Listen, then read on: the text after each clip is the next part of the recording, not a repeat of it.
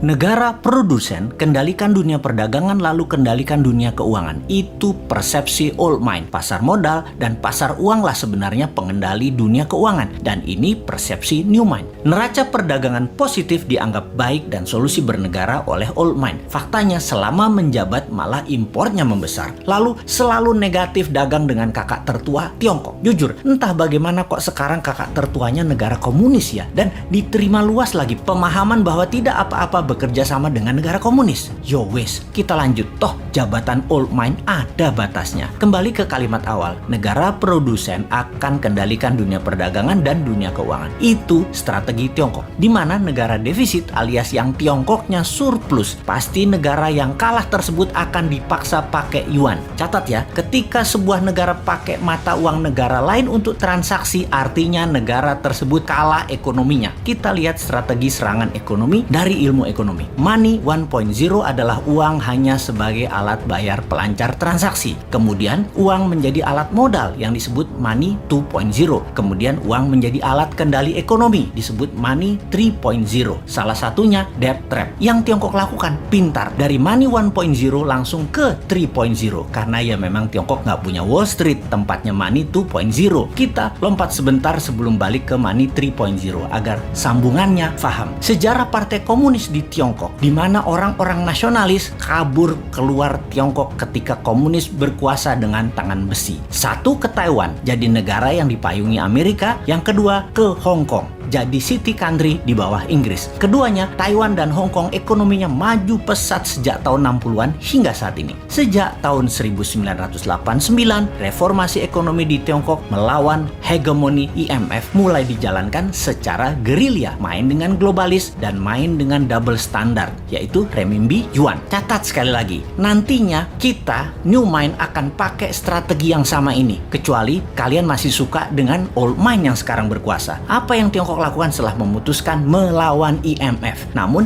di permukaan pura-pura taat pada Amerika? Ini terjadi di zaman Deng Xiaoping awal mulanya. Mereka jadi negara produsen buruh murah. Maklun mengerjakan sebagai tukang jahit apa saja yang disuruh globalis. Lalu perlahan menggeser dari maklun tukang jahit menjadi negara produsen. Maklun ini adalah strategi agar terjadi pembiasaan. Ketika awal menjadi negara produsen, Tiongkok mengizinkan pemalsuan atau kopi atau tiru merek-merek ternama dunia untuk beredar di dalam negerinya. Semakin mahir, maka mulai negara membiayai sektor hulu produsen, pabrik-pabrik dengan uang renminbi yang uang tersebut tidak boleh beredar di luar negeri, hanya boleh beredar di Tiongkok. Inilah awal tahun 90-an mereka lakukan ini semua secara masif, secara gila-gilaan. Apa saja dibangun, dan setelah menjadi pengendali produksi, mulai ekspansi di tahun 2013 dengan strategi BRI, yaitu Belt Road Initiative. Perlu banyak negara yang harus dikendalikan oleh Tiongkok. Perlu banyak negara yang penduduknya lapar dan pemimpinnya lemah agar mudah dikendalikan, agar membeli barang-barang Tiongkok dan menggunakan mata uang Tiongkok. Awalnya dengan memberi pinjaman, namun bukan uang tetapi barang, seperti jalanan dibangunin, pokoknya jadi barang. Jembatan dibangun jadi barang, pelabuhan, bandara, jaringan kereta api yang semuanya punya kesamaan, yaitu pelancar jalur angkutan barang guna menciptakan ketergantungan terhadap produk Tiongkok dan kelancaran distribusi barang. Kemudian kendali atas pasar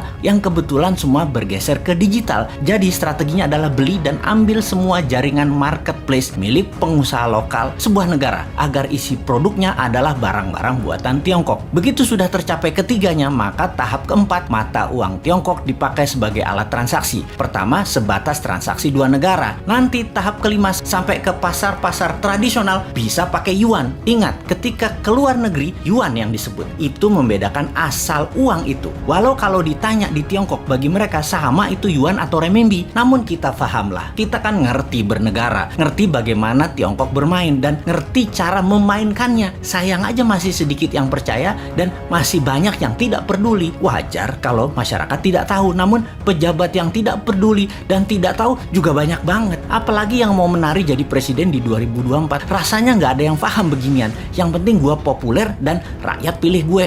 Lihat aja daftar 10 orang yang katanya calon presiden di lembaga survei. Kita review satu persatu. Paham nggak bernegara ala Tiongkok dan Amerika? Rasanya kagak ya. New Mind beda. Kita paham dan strateginya bukan ikuti keduanya, namun punya strategi sendiri untuk main 3 kaki awalnya dan menyalip di tikungan di tahun 2030 menjadi 3 besar dunia dan di 2045 menjadi negara superpower. Kalau hanya naik 7% setahun dan faktanya 5% pertumbuhan ekonominya, mimpi jadikan Indonesia negara superpower. Buktinya sekarang aja pakai yuan dagangnya, harusnya pakai rupiah. Bos, itu artinya kalian old mind geblek bernegaranya.